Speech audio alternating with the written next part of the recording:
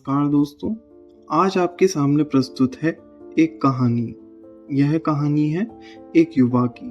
यह कहानी है महत्वाकांक्षाओं की। यह कहानी है तुम्हारी, मेरी और समस्त मानव जगत की। यह कहानी है शोषण, गुलामी और हीनता के भावों की। यह कहानी है सदियों से चले आ रहे मनुष्य के अहंकार की। तो कहानी की शुरुआत इस प्रकार होती है कि एक युवक है जो महत्वाकांक्षाओं, अज्ञान और कल्पनाओं से ग्रसित है, जो कि हम सभी ही अपनी युवावस्था में होते हैं।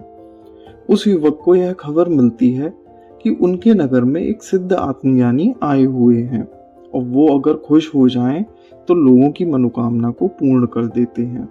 वह युवक उत्साह के साथ उनसे भेंट करने जाता है।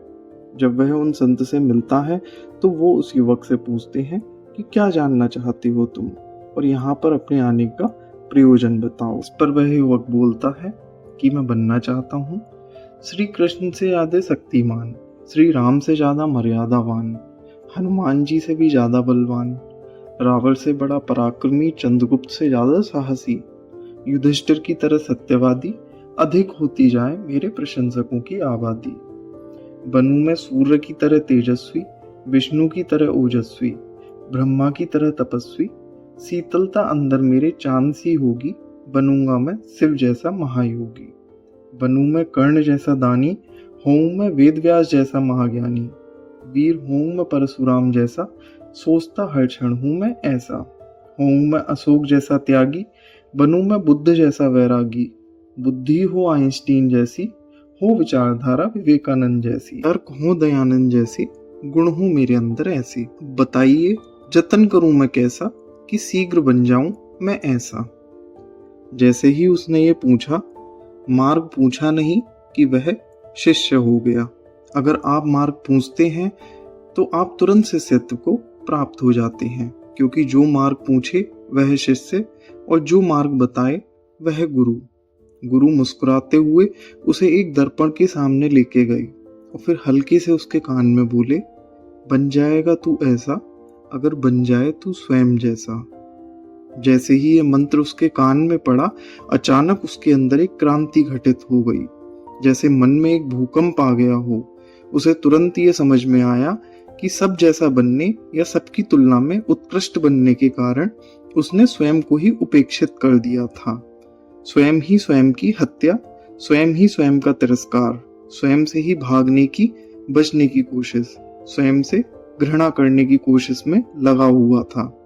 न श्री राम ने शिव बनने की कोशिश की, उन्होंने शमशान को नहीं मर्यादा को चुना, और न श्री कृष्ण ने श्री राम बनने की कोशिश की, उन्होंने मर्यादा के स्थान पर न्याय व लीला को चुना।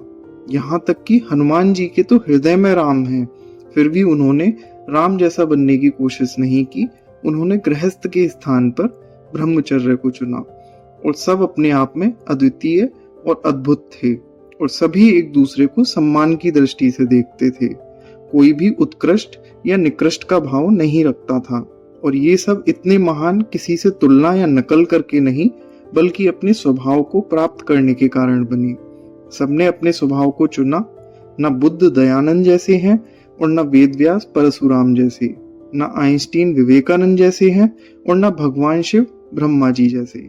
सबका अपना अलग अलग स्वभाव है, सब अद्वितीय हैं, और तुलना की ना कोई संभावना है और ना ही कोई औचित्य। यह बात उस युवा के जैसे ही समझ में आई और वह अपने स्वयं के स्वभाव के खोज में निकल गया। दोस्तों, हमारा सारा संघर्ष व दुख इसी बात का है कि जो हमारा स्वभाव है हम उसे नहीं जीते, बल्कि हम दूसरों की तुलना स्वयं से करके या किसी से प्रभावित होकर उसके जैसे स्वभाव वाले बनना चाहते हैं। सारा संघर्ष ही यहाँ से शुरू होता है कि जो तुम नहीं हो, तुम वह बनना चाहते हो, और जब नहीं बन पाते हो तो निराश हो जाते हो, पूरा जीवन दुख में निकालते हो। अगर हम अपने स्वभाव के अनुरूप आचरण करें तो संघर्ष रहता ही नहीं। पक्षी को आकाश में उड़ने में कैसा संघर्ष, मछली को पानी में तैरने में कैसा संघर्ष, बंदर को छलांग मारने में कैसा संघर्ष, यह स्वभाव है उनका। संघर्ष तो तब होगा जब बंदर को आकाश में उड़ने को बोला जाए और पक्षी को पानी में तैरने को। तब जानवरों के कोचिंग इंस्टीट्यूट्स खुलेंगे और उनमें से एक जानवर चश्मा लगाकर बैठेगा जो उन्हें कोचिंग देगा। फिर जानवर मोटिवेशनल वीडियोस देखेंगे, फिर जानवर भी डिप्रेस होंगे और आत्महत्या करेंगे।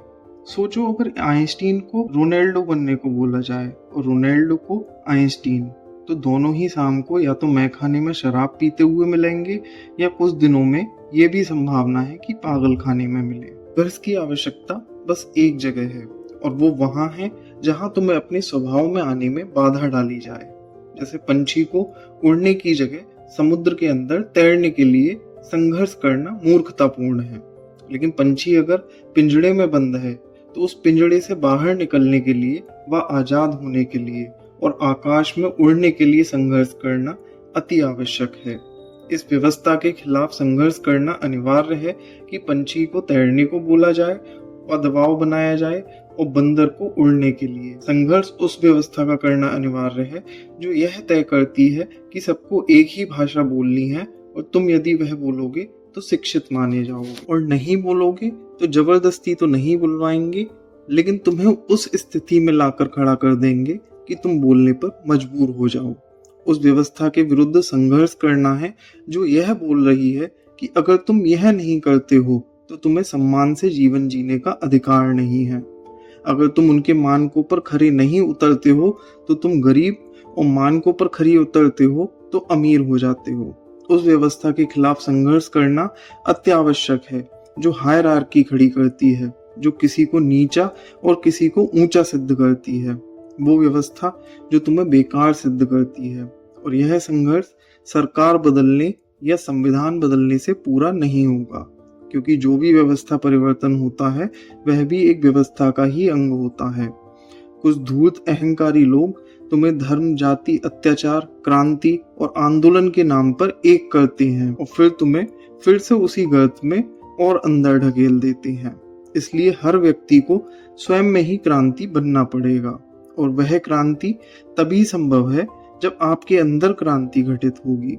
याद रखिए, बाहर तभी क्रांति घटित होती है जब पहले अंदर क्रांति घटे, अन्यथा हर क्रांति एक छलावे के अतिरिक्त और कुछ नहीं होती। और वह क्रांति है आत्मज्ञान। एक सच्चा विद्रोही, क्रांतिकारी, मानववादी नेता वही हो सकता है जो वास्तव में आत्मज्ञानी हो। इसीलिए स्वामी विवेकानंद ने बोला भी था कि मुझे सिर्फ 100 निष्ठावान सन्यासी मिल जाएं तो मैं पूरे भारत की काया पलट के रख दूं।